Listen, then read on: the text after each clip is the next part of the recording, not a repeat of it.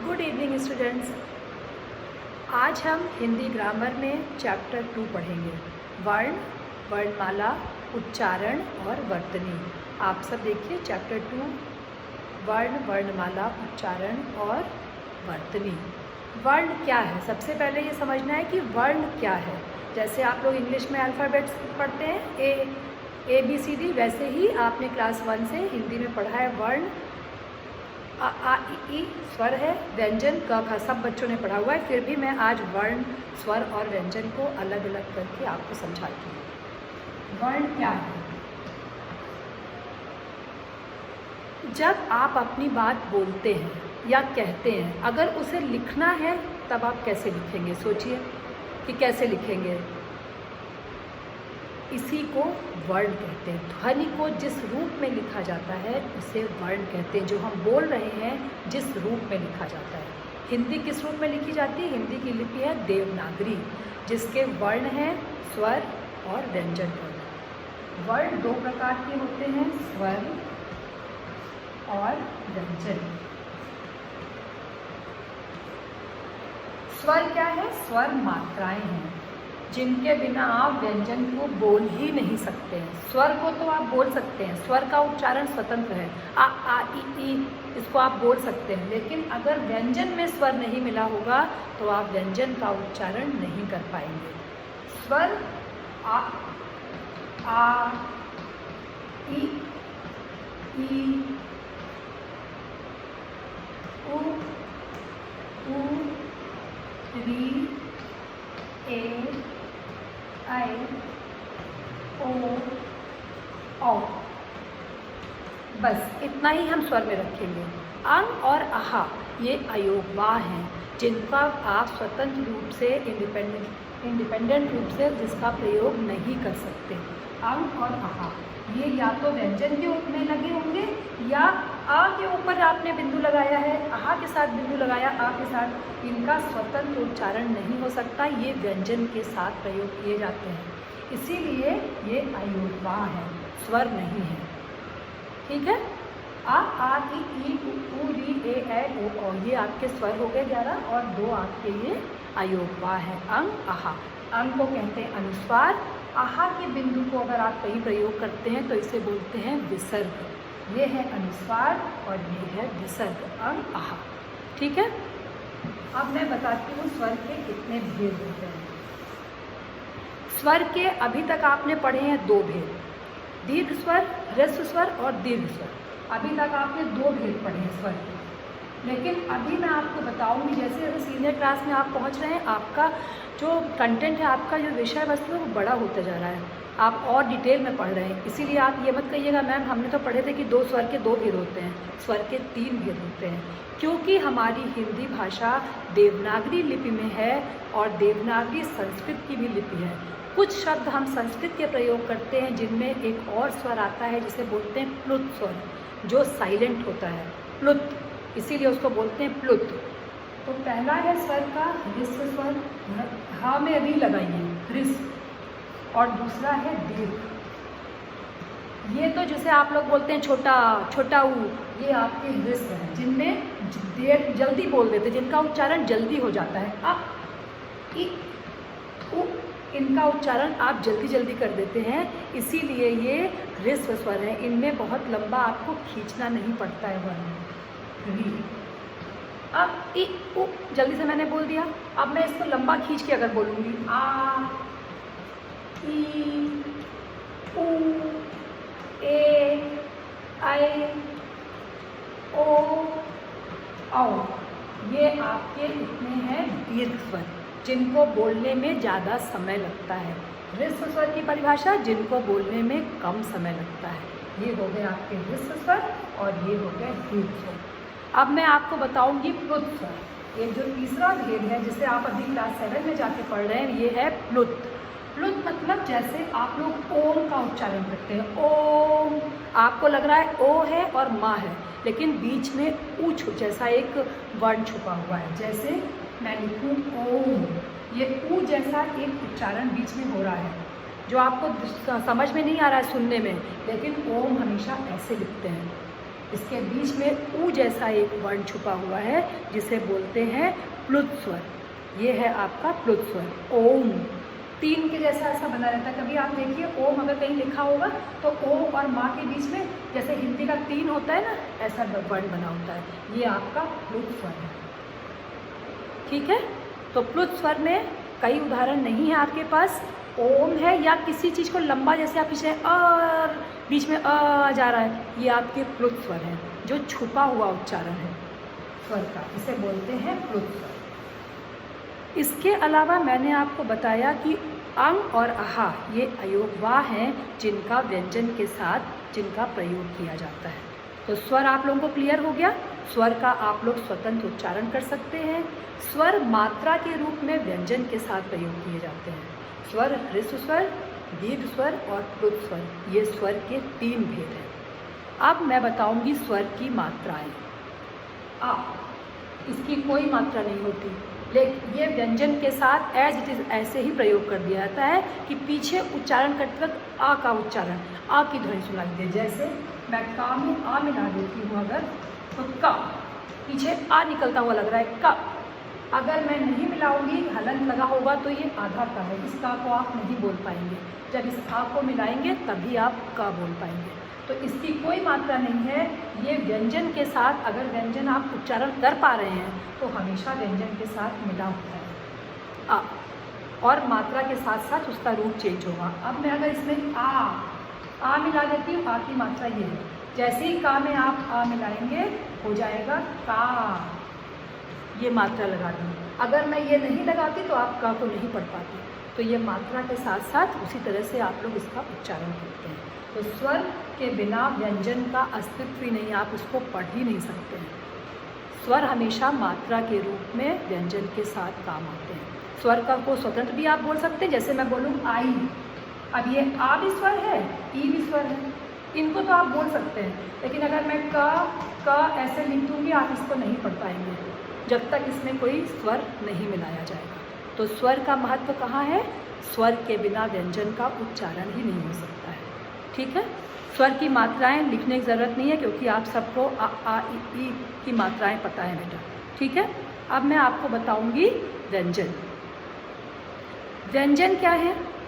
जिन ध्वनियों के उच्चारण में हवा कंठ से निकलकर मुंह में कहीं स्पर्श करते हुए बाहर निकलती है उसे व्यंजन कहते हैं। अगर आप परिभाषा में जाएंगे तो आपको समझ नहीं आएगा, इतने हार्ड वर्ड प्रयोग किए गए हैं। मैं बता रही हूँ आप लोगों को व्यंजन किसे कहते हैं। अगर आप व्यंजन को बोलकर देखिए, जैसे आप बोलिए का, देखिए गले में टच कर रहा है, लग रहा है ऐसे गले को टच कर रहा है हमारा, कुछ हवा जो निकल रही है उसे का, ख, सब गले से निकल रहा है, ग, घ। तो ये हैं आपके कंठ से उच्चारण करने, गले से उच्चारण होने वाले स्वर, जिन्हें हम बोलते हैं स्पर्श व्यंजन। स्पर्श मीन्स टच करें, किसी बॉडी पार्ट को टच करें। तो मुंह से बोल रहे हैं तो मुंह के किसी पार्ट को ही टच करते हुए ये व्यंजन आपके निकलेंगे। क, ख, ग, घ, अंगा आपका गले से निकल रहा है, इसीलिए इसको बोलते हैं कंठ। इनका उच्चारण स्थान मतलब गले से आप बोल रहे हैं। च वर्ग, च क्या है? तालु। तालु मीन्स जो मुंह के ऊपर का, जहाँ जीभ ऊपर टच करती है उसको बोलते हैं तालु। जब आप च बोलेंगे तो जीभ आपके ऊपर टच करेगी। च, छ, ज, इनको बोल के देखिए, तालु में टच करेगा, इसीलिए इनका उच्चारण स्थान क्या है? तालु। मतलब ये वर्ण ये जो व्यंजन वर्ण है, ये आपके मुंह के जो पार्ट है, भाग है, उनके किसी ना किसी पार्ट को टच कर रहे हैं, इसीलिए इनको बोलते हैं स्पर्श व्यंजन। का से ले करके आपके माँ तक जो व्यंजन है वो सब स्पर्श व्यंजन है। जैसे मैंने बताया का वर्ग क्या है? कंठ, गले से। कंठ का मतलब होता है हिंदी में गला, कंठ मतलब गला, गले से आप बोल रहे हैं। च वर्ग में तालु में आप जीभ टच कर रही है आपकी, इसीलिए इनका उच्चारण स्थान तालु है। टा को आप बोल के देखिए, टा, ठ, ये मूर्धा से टच कर रहा है, जीभ और तालु दोनों को मिला के टा, ठ, इसको बोलते हैं मूर्धा। ता को बोलेंगे दांत टच करेंगे, ता, था, दा, जीभ आपकी दांत से टच कर रही है, इसीलिए ये दंत वर्ण है। फिर पा वर्ग में अगर आप करेंगे तो होठ से, पा, हा, सब में दोनों होठ आपके आपस में मिल रहे हैं। अगर आपका होठ को टच नहीं कराइए, आप पा, फा, बा, भा, माँ को बोल ही नहीं पाएंगे बेटा, ये होठ को होस्ट मतलब होठ, आपके लिप्स, इनको टच करके निकलते हैं। इसीलिए ये स्पर्श व्यंजन हैं। इतने आपके जितने मैंने बताया आपको, इनकी संख्या होती 25, क्योंकि एक वर्ग में 5-5 व्यंजन होते हैं। तो का से अंगा तक 5 वर्ड है, तो मतलब 5 लाइन अगर आपने ली का से पा तक, तो 25 व्यंजन आपके ये स्पर्श व्यंजन हो गए। ओके, देन आप उसके बाद देखिए अंतस्थ व्यंजन और ऊष्म व्यंजन। अभी तक मैंने माँ तक आपको बताया, वो स्पर्श व्यंजन हो गए। अंतस्थ और ऊष्म, अंतस्थ व्यंजन होते हैं जिनमें जिह्वा मतलब जीभ, जिह्वा संस्कृत शब्द है, तत्सम शब्द है बेटा, जिसका स्पर्श मुख के किसी विशेष भाग से नहीं होता।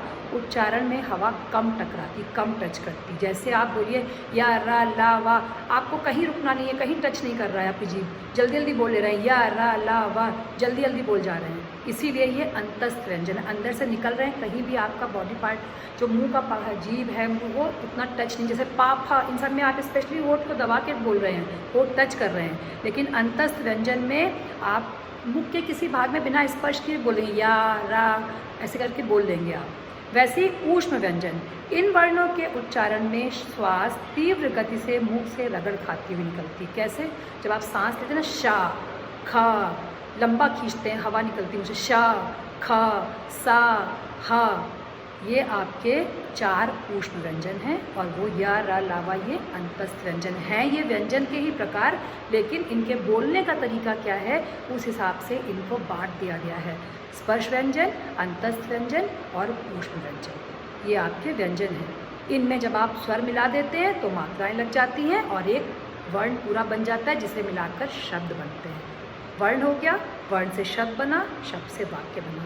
इसीलिए वर्णों की उपयोगिता है, बिना वर्ण के आप कुछ भी लिखित रूप में नहीं रख कर सकते हैं। अयोगवाह मैंने आपको बताया, अंग और आहा, जिनका प्रयोग आप व्यंजन के ऊपर करते हैं, इनका स्वतंत्र प्रयोग नहीं हो सकता। अंग आगे ऊपर ही आपने बिंदी लगाई है, अंगूर लिख रहे हैं फिर भी आगे ऊपर आपने बिंदी लगाई है। आप केवल डॉट लगा के कुछ भी नहीं बोल सकते हैं, केवल विसर्ग की डॉट लगा के कुछ नहीं बोल सकते। इनको स्वर या व्यंजन की ज़रूरत पड़ती है, इसीलिए ये अयोगवाह है। स्वर का क्या होता है? स्वर का स्वतंत्र उच्चारण कर सकते हैं, लेकिन अयोगवाह का स्वतंत्र उच्चारण नहीं है, स्वर या व्यंजन की सहायता लेनी ही पड़ती है। अनुस्वार, अनुस्वार अंग का बिंदु जो है इसे बोलते हैं अनुस्वार।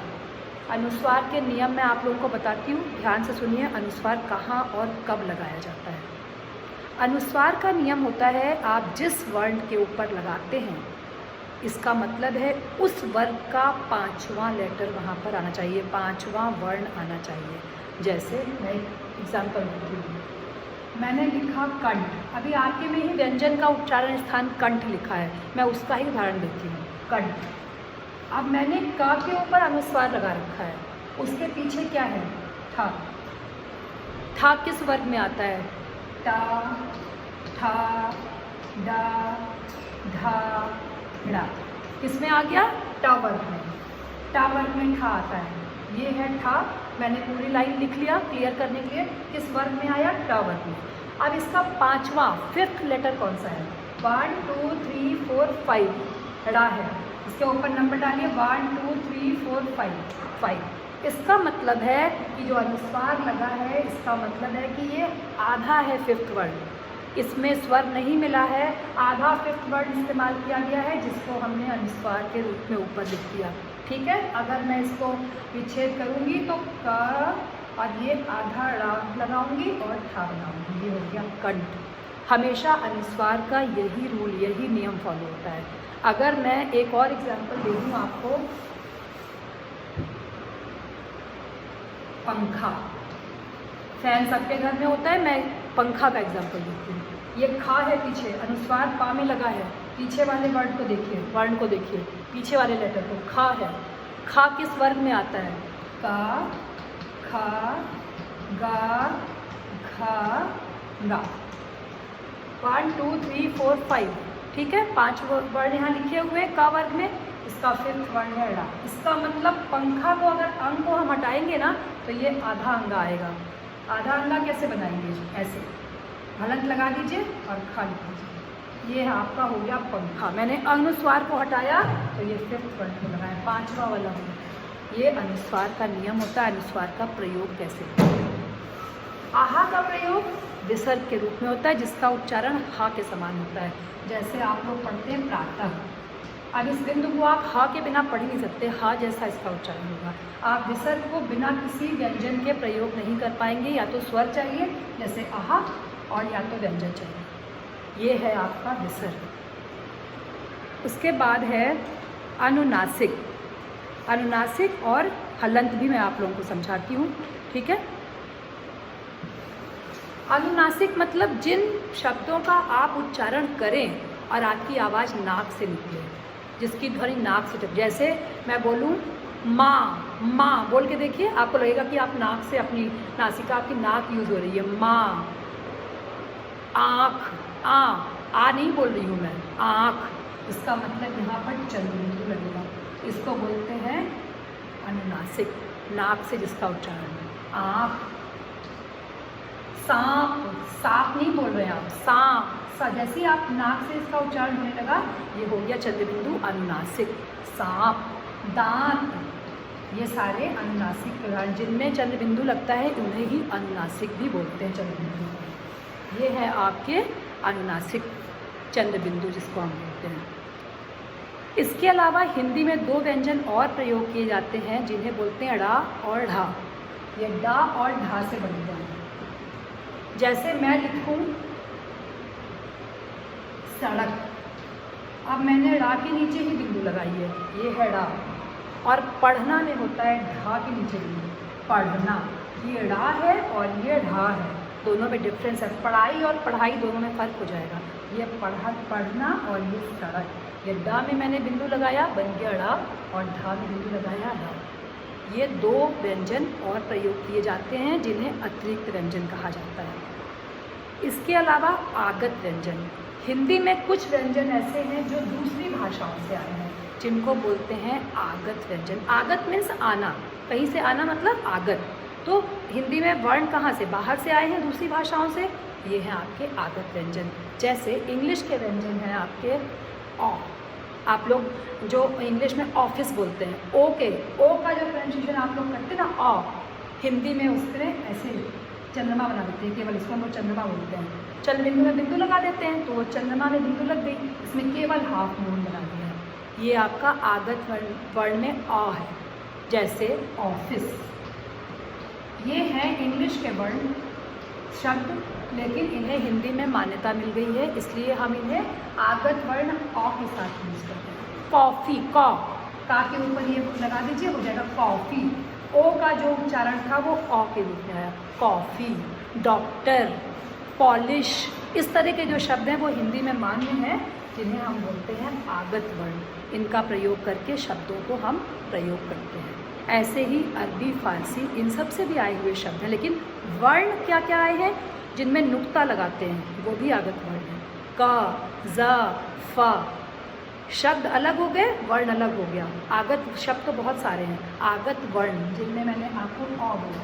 ऐसे ही अरबी, फारसी से आए हैं फ, ज, जैसे मैं लिखूँ जरा और लिखूँ ज़रा, दोनों की मीनिंग में डिफरेंस आ गया, फ़र्क आ गया।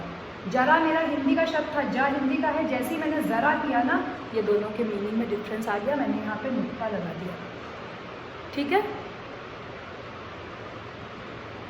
ऐसे ही फा हम लोग बोलते हैं, और फारसी फा में नीचे फा लगा दिया। ये इन दोनों के उच्चारण में फ़र्क है, फल और फल। फा, फा, फा, जा, ज, ये आपके आगत वर्ण हैं। आगत वर्ण जो दूसरी भाषाओं से आए हुए वर्ण हैं।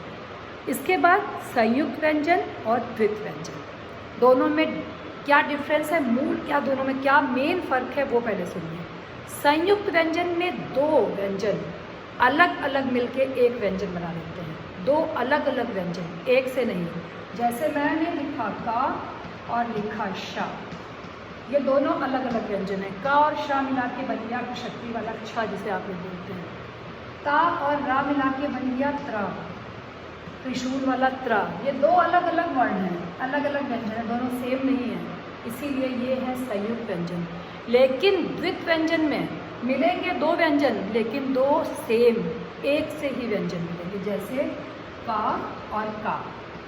जैसे ही आप मिलाएंगे का हो जाएगा, जैसे पक्का, मक्का, चक्का, इस तरह के वर्ड लिखते हैं आप लोग। आधा माँ और पूरा माँ मिला दिया, बन गया चम्मच, अम्मा। ये आपके द्वित व्यंजन है। द्वित व्यंजन जहाँ दो समान व्यंजन दो बार आए, और संयुक्त व्यंजन जहाँ दो अलग अलग व्यंजन मिलाकर एक नया वर्ण बन जाए, ये संयुक्त व्यंजन और द्वित व्यंजन में डिफरेंस है। आप लोग इस चैप्टर को ठीक से पढ़िए। वर्ण विच्छेद मैं आप लोगों को कल गूगल मीट क्लास में, डाउट क्लियरिंग क्लास में आप करके दिखाऊंगी नए शब्दों के साथ। जो बुक में लिखे ये तो आप पढ़ लेंगे, मैं नए शब्दों के साथ आप लोगों को वर्ण विच्छेद करके दिखाऊंगी।